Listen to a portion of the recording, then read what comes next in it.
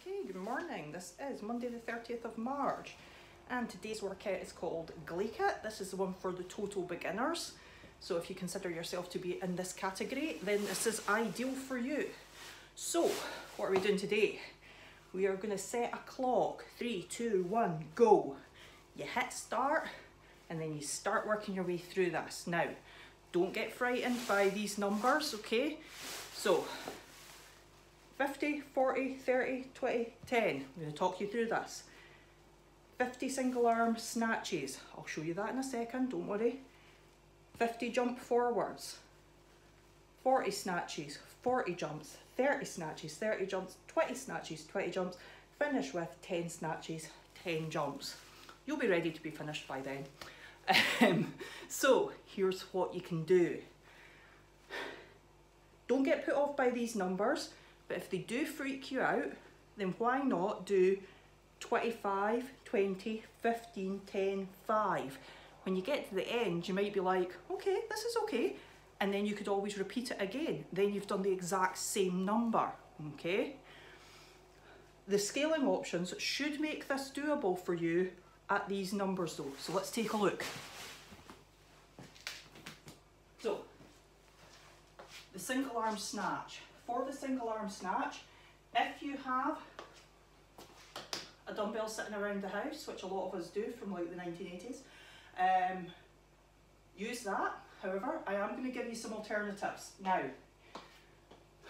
dumbbell snatches, this is the movement. Okay, so what's going on there? The weight is going to touch the ground between your feet. Make sure, the very important, boobs out, bum out, keep your back nice and flat, okay? So, happy cat, we like happy cat, we don't like angry cat, okay? So, the angry cat tends to happen if you don't bend your legs enough. So, you don't bend your legs enough and you just lean over at your lower back. You want to avoid that, okay? So, stick your bum out behind you, bend your knees as much as you need to, tap the weight off the floor, use your legs to drive the weight up, lead up with your elbow, turn the weight over at the top, okay? Repeat that on the way back down so the weight stays nice and close to you, touch it off the ground, fully overhead. Try and avoid this, okay, and watch out for this happening. Elbows below the weight, okay, and then you're pressing.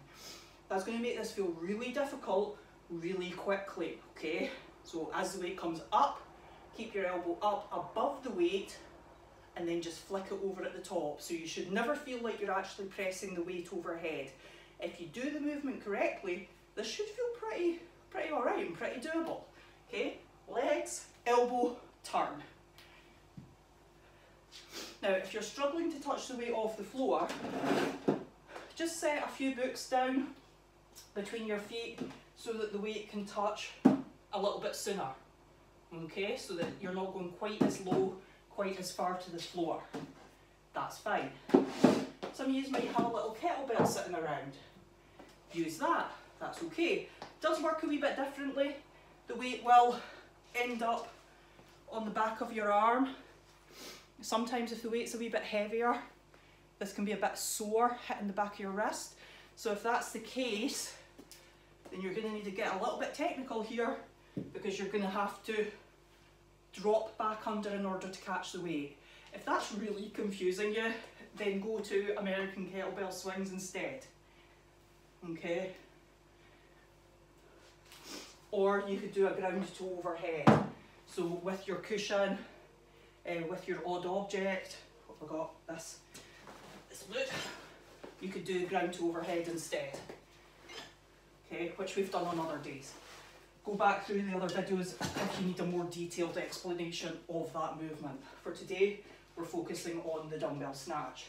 Now, if you don't have a dumbbell, don't have a kettlebell, that's fine. It's been fine every other day. It will continue to be fine. I do not assume that you've got weights sitting around your house. Take some sort of bottle. It's possible you've got a few empty wine bottles sitting around now. Take some sort of bottle, fill it up with whatever you want. It could be with a liquid, it could be with, I don't know what you got in your garden, sand, pebbles, depends how heavy you want it to be. If you're worried about the glass element, it's fair enough, then see if you've got an empty water bottle. Works just exactly the same way, tap it off the ground, it goes overhead. If you want an element of danger, I made this earlier. There's nothing in the world, see if you're ex-military you'll know, there's nothing in the world, in fact farmers probably know this too, that this black tape can't fix, right? Look, dumbbell. So that's just a couple of hammers and an axe.